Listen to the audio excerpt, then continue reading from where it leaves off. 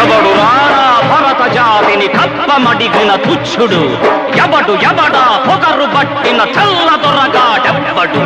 బ్రతుకు తెరుగుకు దేశమొచ్చి బానిసలుగా మమ్ము నెంచి పన్నులడిగే కొమ్ములొచ్చిన దమ్ములెవడికి వచ్చరా?